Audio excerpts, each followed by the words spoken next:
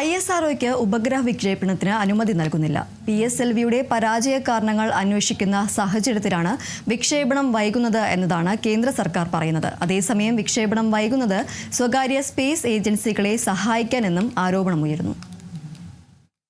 NVS-03, EOS-05 എന്നീ ഉപഗ്രഹങ്ങൾ June July മാസങ്ങളിൽ വിക്ഷേപിക്കാനായിരുന്നു ISRO തീരുമാനം.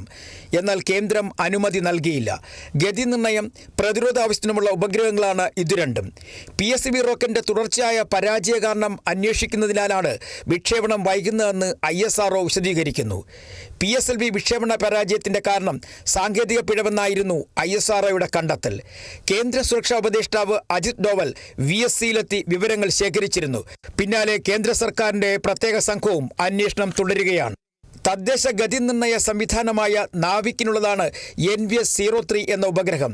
നാവിക്കിലെ 7 ഉപഗ്രഹങ്ങളിൽ 3 മാത്രമാണ് ഇപ്പോൾ പ്രവർത്തിക്കുന്നത്. അറ്റോമിക് ക്ലോക്കിന്റെ സാങ്കേതിക തകരാറ് മൂലമാണ് 4 പ്രവർത്തനരഹിതമായത്.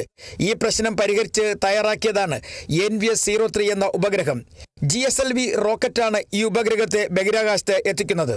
നിലവിൽ വിക്ഷേപണത്തിന് ഒരുങ്ങിക്കഴിഞ്ഞു. ഭൂനിരീക്ഷണം, ദുരന്ത നിവാരണം എന്നീ മുന്നറിയിപ്പുകൾ നൽകുന്ന EOS-05 വിക്ഷേപണത്തറയിൽ സജ്ജമാണ്. PSLVയുടെ പരാജയത്തിന്റെ പേരിൽ GSLV റോക്കറ്റുകൾക്ക് അനുമതി നൽകാത്തതിൽ ശാസ്ത്രജ്ഞർക്കും വിയോജിപ്പുണ്ട്. News desk, Kerala vision news.